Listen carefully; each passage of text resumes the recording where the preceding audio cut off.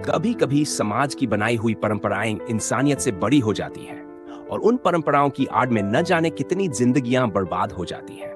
ये कहानी सिर्फ विशाखा की नहीं, बल्कि हर उस लड़की की है जो अपनी बेगुनाही साबित करने के लिए समाज के तानों और परंपराओं का शिकार बनती है। क्या तुम वर्जिन हो? विशाखा के घर में आज खुशियों का माहौल था।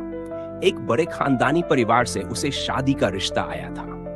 5 दिन पहले लड़के वालों ने उसे देखा था और अब खबर आई थी कि रिश्ता पक्का हो गया। लड़के का नाम था राजदीप, एक प्रभावशाली परिवार से ताल्लुक रखने वाला लड़का जिसके पिता गांव के सरपंच थे और दादा जिला अध्यक्ष।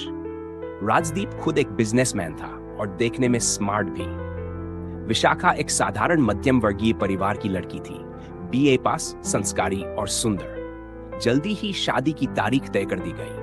राजदीप का गांव में बहुत रौब था और उसके साथ अक्सर कुछ बेकार लड़के घूमते थे। जब उसके दोस्तों को पता चला कि उसकी शादी तय हो गई है, तो उन्होंने राजदीप के दिमाग में एक सवाल डाल दिया। भाई, आजकल की लड़कियां बहुत फॉरवर्ड होती हैं। अगर वो वर्जिन ना हुई तो? राजदीप ने पहले इस बात को मजाक में लिया, लेकिन धीरे धीरे शक उसके मन में घर करने लगा। उसने अपने बड़े भाई से इस बारे में बात की तो भाई हंस पड़ा। अरे चिंता मत कर, हमारे घर में एक परंपरा है जिससे पता चल जाता है कि लड़की पाक साफ है या नहीं। कैसी परंपरा? राजदीप ने पूछा। पहली रात के बाद अगर बेडशीट पर खून के धब्बे नहीं दिखे तो समझ लेना कि लड़की पहले से किसी के साथ थी।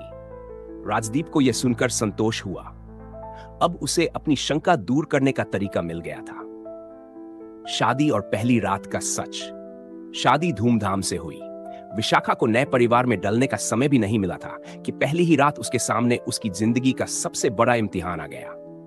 जब वो राजदीप के कमरे में गई तो उसने देखा कि राजदीप शराब के नशे में था। तुमने शराब पी रखी है?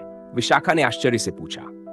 तो मैं मर्द हूं, हमारे घर में यह आम बात है, तुम्हें इसमें ऐतराज नहीं होना चाहिए।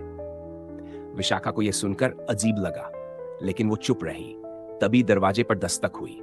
राजदीप की मां हाथ में एक सफेद बेडशीट लेकर आई। इसे बिछा दो, उन्होंने विशाखा से कहा और चली गईं। विशाखा को समझ नहीं आया कि यह सब क्यों हो रहा है, लेकिन उसने कुछ नहीं कहा। रात बढ़ी और राजदीप ने बिना कोई परवाह किए अपने शक और क्रूरता की सारी हदें पार कर दी। विशाखा दर्द से कराहती रही, लेकिन उसने विरोध नहीं किया क्योंकि उसे सिखाया गया था कि पति परमेश्वर होता है। सुबह हुई। विशाखा का शरीर दर्द से टूट रहा था। तभी दरवाजे पर फिर दस्तक हुई। राजदीप की मां अंदर आई और सीधे बेडशीट देखने लगी। ये क्या?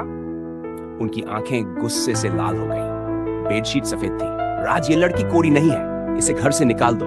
विशाखा के पैरों तले जमीन खिसक गई। नहीं, मैंने कभी किसी के साथ कुछ गलत नहीं किया, मैं सच कह रही हूं, उसने रोते हुए कहा। लेकिन राजदीप को अपने परिवार की पुरानी परंपरा पर ज्यादा भरोसा था। मुझे धोखा देने की जरूरत नहीं है, तुम वर्जिन नहीं हो और मुझे ऐसी पत्नी नहीं चाहिए। अपने घर चली जाओ। विशाखा ने उसके पैरों में गिरकर मिन्नतें की, लेकिन किसी ने उसकी एक न सुनी। क्या एक लड़की को अपने चरित्र का प्रमाण देना जरूरी है? विशाखा मायके लौट आई। पूरा परिवार सदमे में था। उसकी दोस्त रेनू जब उससे मिलने आई तो उसने विशाखा की हालत देखी और गुस्से में आग बबूला हो गई। तू चुप क्यों बैठी है विशाखा? तुझे इंसाफ मिलना चाहिए। लेकिन वो लोग बहुत बड़े लोग हैं रेनू, हम उनके सामने कुछ नहीं कर सकते। क्यों नहीं कर सकते? ये एक ऐसा समाज है जो सिर्फ लड़की के चरित्र पर सवाल उठाता है। क्या किसी ने राजदीप से पूछा कि वो वर्जिन था या नहीं? विशाखा कुछ नहीं बोल पाई। चुप मत बैठ विशाखा, पुलिस के पास चल। रेनू उसे लेकर पुलिस स्टेशन पहुंची। वहां उन्होंने राजदीप और उसके परिवार के खिलाफ मानसिक प्रताड़ना और महिला उत्पीड़न का केस दर्ज करवाया। मीडिया में यह मामला आया और पूरा समाज इस पर चर्चा करने लगा। लोग जागरूक हुए कि कौमारी का प्रमाण देना जरूरी नहीं। लड़की का सम्मान उसके शरीर से नहीं, बल्कि उसके व्यक्तित्व से होता है। राजदीप और उसके परिवार को कानून का सामना करना पड़ा और विशाखा को न्याय मिला। इस समाज में हर लड़की का सम्मान होना चाहिए। कौमारी का प्रमाण सिर्फ एक लड़की से ही क्यों मांगा जाता है? क्या एक पुरुष का चरित्र उसकी वर्जिनिटी से तय होता है? नहीं। तो फिर लड़कियों के लिए यह पैमाना क्यों? आइए इस सोच को बदलें और हर इंसान को समान नजरिए से देखने की कोशिश करें। स्त्री को भी एक इंसान समझो, उसे जीने दो।